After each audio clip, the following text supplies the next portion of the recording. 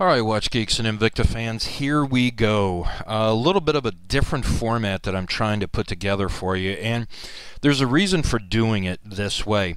I've got a lot of information about the brand new Zeus Bolt, and we don't get a chance to really dig into the level of information that I've got here, but in this particular case, I'm not just getting ultra tech geeky on you as I can sometimes do.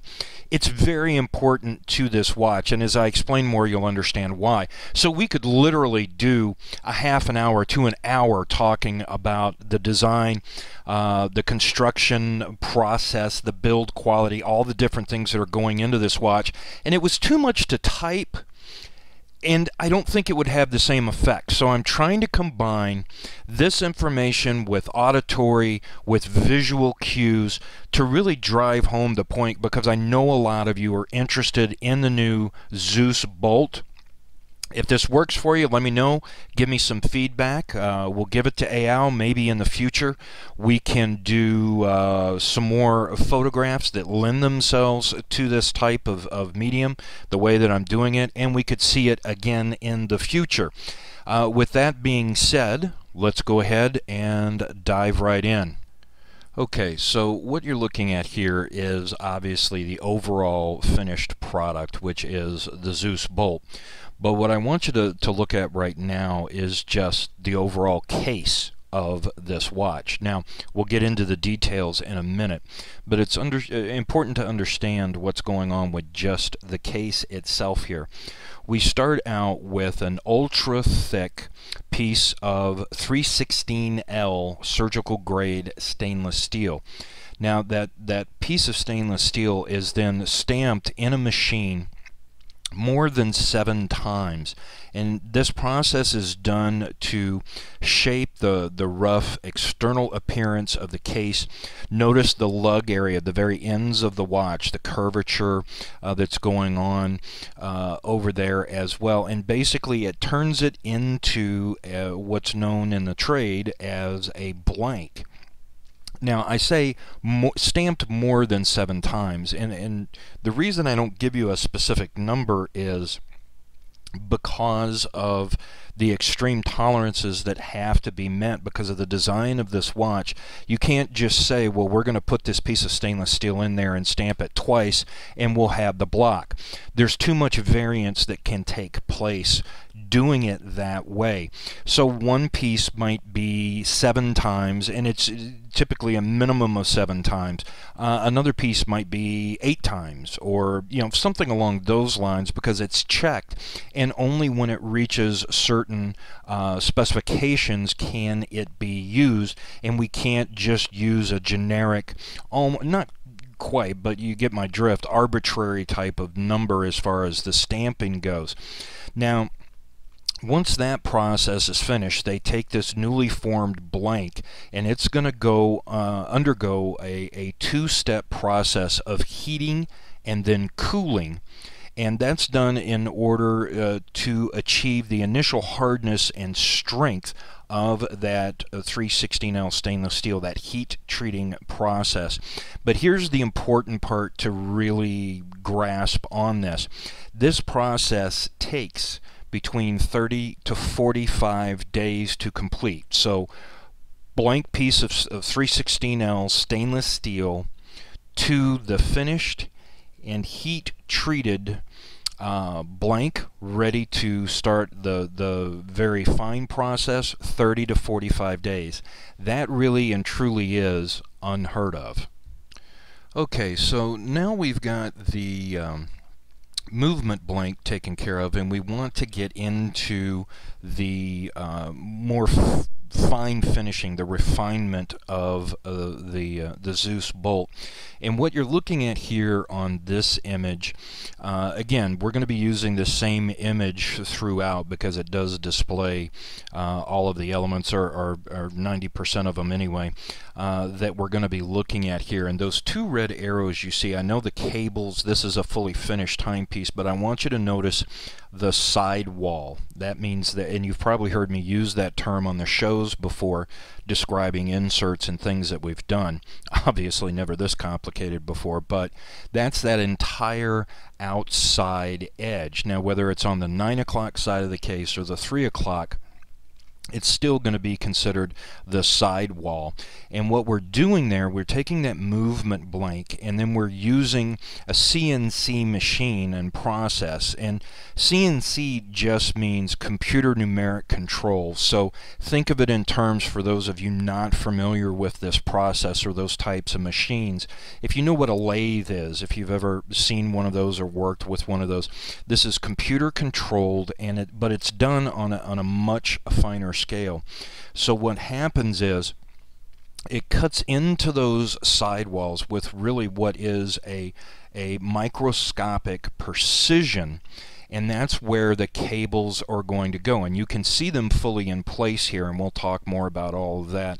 And it's duplicated, or not quite identically. There's only 2 cables on the other side because of the crown and the function pushers. But you can see the way that everything is being done there with that CNC machining process. Very delicate, and as I said, almost a microscopic level that it's working at. Okay, so now we've got the case blank done, and we've also now machined into the sidewalls where the cables are going to go. Now at this point in time, what they're going to do is they're going to use a numeric controller NC drill that is actually going to perforate the case. And it's done in a variety of different places. Now in this particular image, I've changed up those red arrows. What I'm pointing to, again, is the finished product, but look to where it's pointing. So up at the top portion of the image, yes, it's pointing to a screw, but that is a functional screw. That's where it's being perforated. Then right there at the 9 o'clock in the middle of the case, again pointing to that screw. And then that bottom arrow is actually pointing to a replica of the top portion. It's just not included in this photograph, but I wanted you to have that there. And you know, that serves as not only the screw but the custom plates that we'll talk about as far as creating these cavities with the numeric control drill. Now on the 3 o'clock side, it's going to be similar to what you're seeing. Now there's only 2 cables over there, and you've got the end pieces. So again, notice at the top of this image where we're pointing, you've got that one and the bottom one. But we're also including perforations that are done for the crown. The tubes that are going to go in there for the manipulation in the crown will be attached, and also the tubes for the chronograph function pushers, because you do have a full chronograph in this. Obviously, if it was going to be an automatic, that would differ, but you're getting almost a mirror or a mirror image that's been done. And then after drilling, those top and bottom areas are finalized to really what's a millimetric precision by a 5-axis CNC machine, which the final case is then taken after that and then exposed to another 4-step process of heating and cooling. Again, heat treating and cooling that 316L stainless steel to achieve maximum hardness and strength, which is really going to speak volumes to the overall durability of this timepiece. Okay, well, at the same time all this other fabrication and process that we've been talking about is taking place, what you've got is some other folks that are going through and creating those 3 plates that you see. Now, I've changed the image up and I'm trying to point to the specific plates themselves. Now, you're going to notice the bottom one is again pointing to something that's outside of the range of this image, but the other 2 are now pointing directly to those, one at the top, one in the middle, and again being mirrored or duplicated because there are 3 plates on the 3 o'clock side of the watch case that we can't see. But I just wanted to make sure everybody knows exactly what it is that I'm talking about. So what happens is they're taking that same 316L surgical grade stainless steel, and they're working to cut 3mm thick plates that are used as a part of that cable assembly, and obviously, you know, a part of the decoration of the timepiece as well.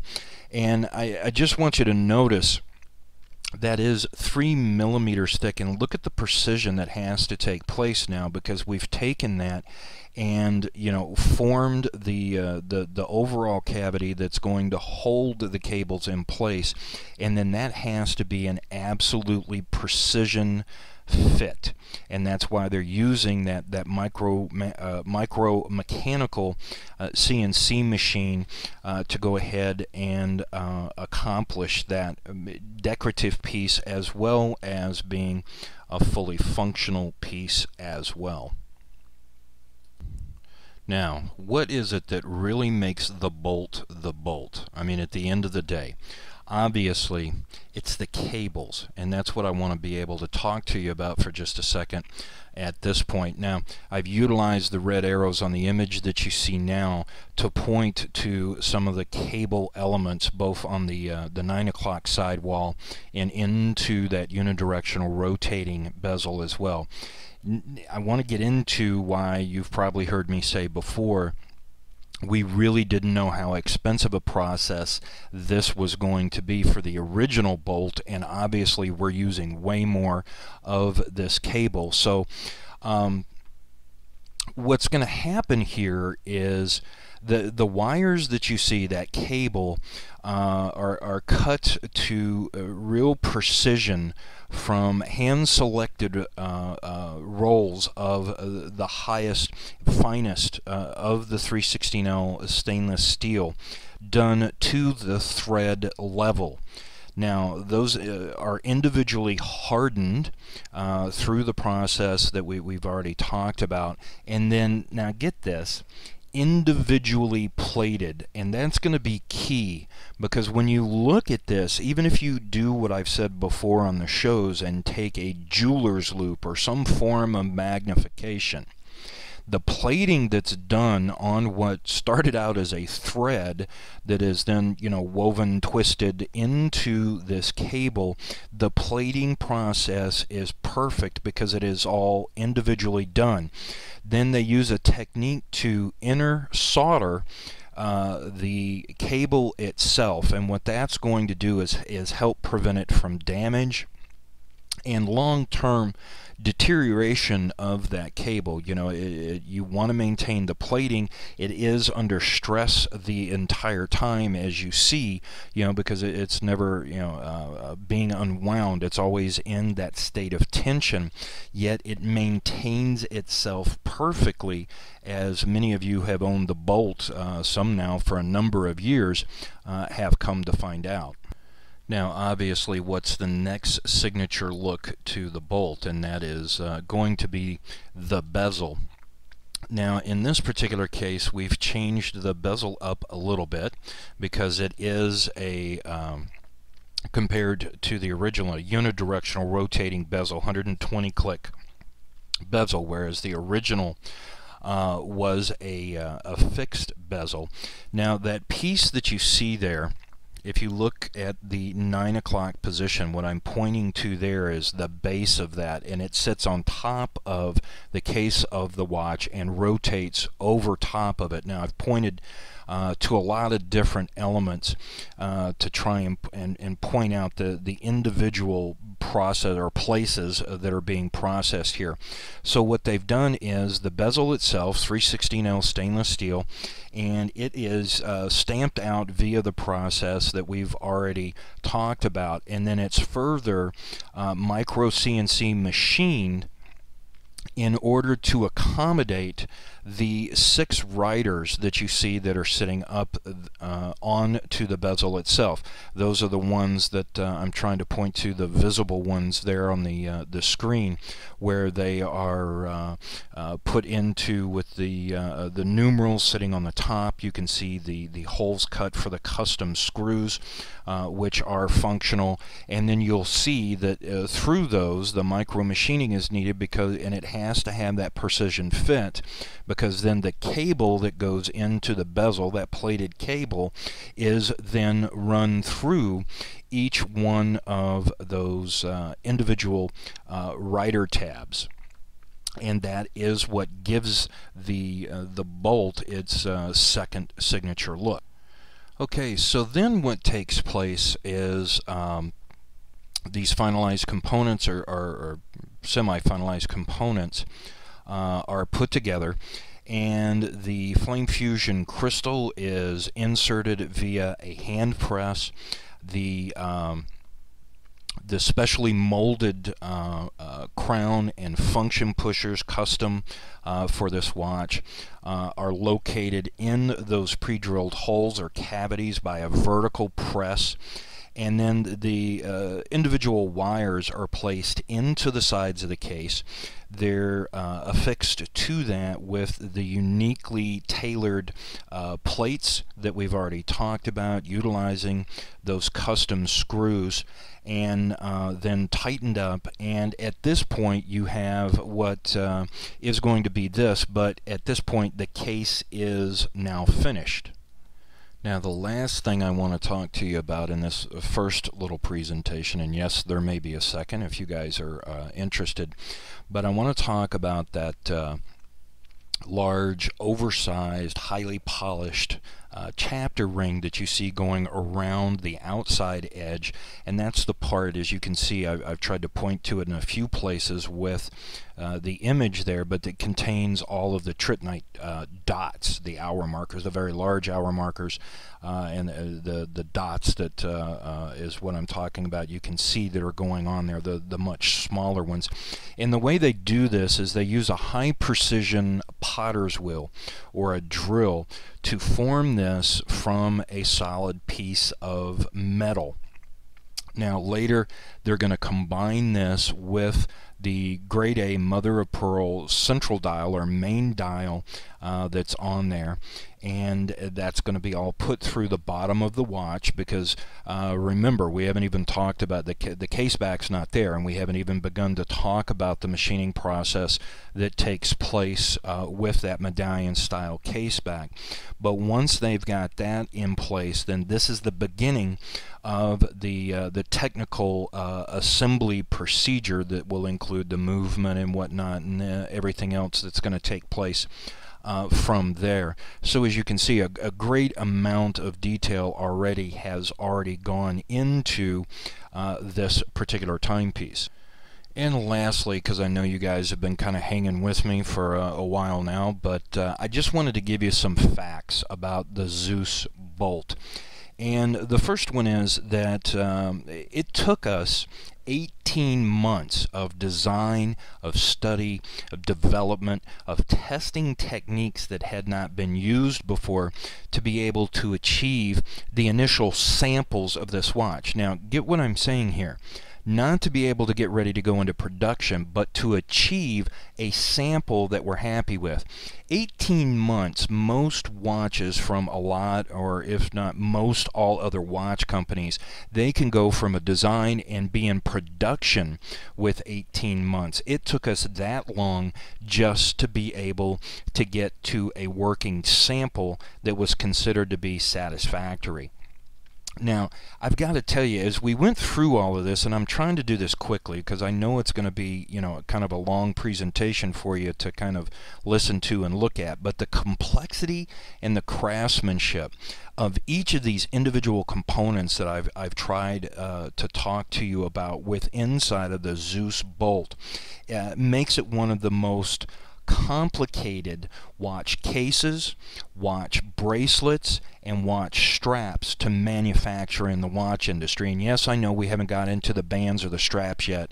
That would be part 2 if you guys are kind of interested, because the complexity there is really through the roof. Now, when we talk about production for the Zeus Bolt, to try and figure out lead time, it's really undeterminable for us to be able to do that because of the advanced elaboration and all of that detail work that I've been trying to lay out for you. But at a minimum, you're looking at a lead time of like 6 to 9 months to be able to produce these watches. So you can see when I talk about a reserve level watch like this one in particular, and that it is limited in production because of the complexity, now you see what I'm talking about. That's why we can't ever bring in, usually, unless we plan so far out in advance, to do thousands of these watches like we can do with other models, because it does take 6 to 9 months. You can also imagine where we're at with trying to produce future models and, you know, keep them rolling along. And believe me, there's some great other pieces that'll be coming out in the Zeus profile here. And when you look at the insane number of parts that goes into making up the Zeus, this without a doubt is one of the most difficult and challenging watches ever created from a production standpoint. And really, when you take into consideration the uniqueness, the beauty, all of the technical aspects that define and make this bolt, the Zeus, it really does become a one-of-a-kind masterpiece that you're not going to see from other folks. The uniqueness on this, the technical beauty that is involved in building this watch is through the roof. So there you have it. I'm going to finish and let you guys know. I know it's been about 20 minutes here on this presentation, but I just wanted to do as much as I could to let you guys know the complexity and the detail work that goes into this, and give you a lot of the details that we just, as you can obviously tell by the time it took to talk about this watch, be able to present, you know, during a presentation. I've now used what would be almost half of an entire hour's worth of show just to talk about a couple of these details, and I didn't really get down to some of the finer details within that to explain to you. So I hope you have a better idea of what I know many of you are going to be buying this weekend during the Winterfest event. So thanks for listening, and again, if you like this kind of thing, if you've got suggestions, you want to see more in the future, let me know. We'll talk to Al and see if we can't make that happen. So until the next time I'm on the air, thanks for checking this out.